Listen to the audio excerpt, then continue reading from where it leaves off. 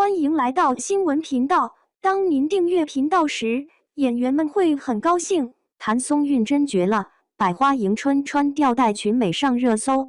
7天前还是冷艳皮衣女王，这状态34岁。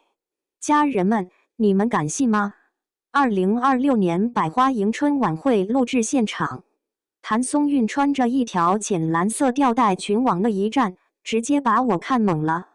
镜头对脸拍，那皮肤白得发光，锁骨精致的不行，笑起来眼睛亮晶晶的。你说她34岁，说24岁我都信，这状态也太犯规了。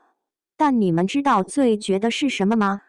就在7天前，这位姐刚拍完一组风尚志的封面，穿的是棕黑色长款皮衣，黑丝配酒红唇，眼神冷得能杀人，整个一暗夜玫瑰。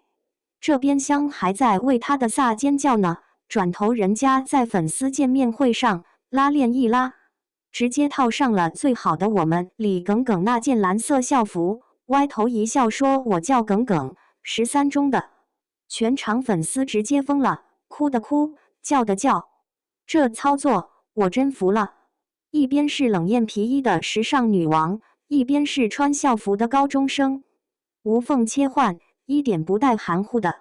娱乐圈天天有人为转型愁秃头，他倒好，甜妹和飒姐的皮肤想换就换，这哪是冻龄啊，这分明是把时间的遥控器攥自己手里了。说起她的娃娃脸，那真是老天爷追着喂饭吃。22岁演《甄嬛传》里14岁的纯贵人，吃糕点那场戏天真烂漫，毫无违和感。26岁演《最好的我们》里的高中生耿耿，搭档比他小9岁的吴磊，观众一点没觉得不对劲。到了30岁，还能在以家人之名里演活里尖尖，那股子青春劲儿，你说他刚高考完我都信。可这张脸也成了他最甜蜜的枷锁。有很长一段时间，找上门的剧本全是清一色的少女甜妹，好像他只能活在校园和偶像剧里。他自己都说过，娃娃脸限制了戏路，他不想活成别人期待的样子。所以你看他后来的选择就特别有意思，他没跟甜妹这标签硬杠，而是绕着走，把路走宽了。锦衣之下里的袁今夏是个市井里摸爬滚打的女捕快，有点泼辣，有点抠门，但特别真实可爱。这角色让她证明娃娃脸也能演不甜的角色。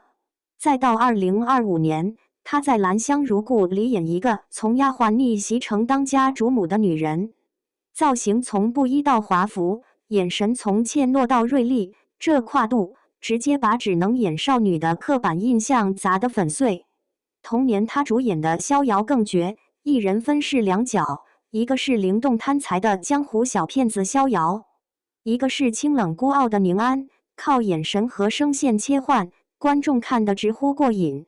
他对自己是真狠，为了演《我的山与海》里那个从大山去深圳打工的姑娘方婉之，他素面朝天，特意把皮肤晒黑，跑到缝纫厂去体验生活，手指被针扎，手上磨出茧子，就为了找到角色的感觉。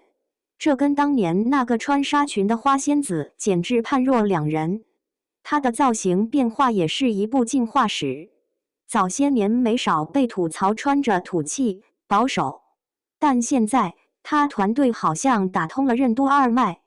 2024年微博世界大会，她一条黑色刺绣花卉裙，配奢华珠宝，头上别朵红花，状态好到胶原蛋白满满。2026年百花迎春，这条浅蓝吊带裙更是把清新和仙气玩明白了，薄纱、吊带、腰线剪裁全是精心计算过的。你会发现她现在特别擅长用简约来放大自己的气质，有时候就是极简的黑白配，头发自然垂下，反而比那些层层叠叠的华丽造型更有存在感。时尚评论人说，她的笑容比妆容更有故事。这种从迎合审美到定义审美的转变，背后是她越来越稳的底气。2019年他妈妈出事，那段时间他几乎消失了。再回来时，样子没怎么变，但眼神里多了东西，一种经历过痛的成熟和坚韧。他自己说：“甜是天赋，但飒才是我想走的路。”这话现在看，全应验在他的路上了。他好像没什么纠结，既不彻底扔掉耿耿带来的光环，在需要的时候大方穿上校服，给粉丝一个回忆杀，也不困在甜妹的人设里，该穿皮衣就穿皮衣，该演复仇丫鬟就演复仇丫鬟。那种感觉就是，标签是你们贴的，但定义权在我手里。我能甜，也能飒，我能是耿耿，也能是沈佳兰、方婉之。所以别再只盯着他的冻龄感叹了，时间在他身上不是暂停了，而是换了一种流动方式。他不是在对抗年龄，而是在用一场长达10年的精密的自我重塑，告诉所有人，一张娃娃脸也能走出最宽广的路。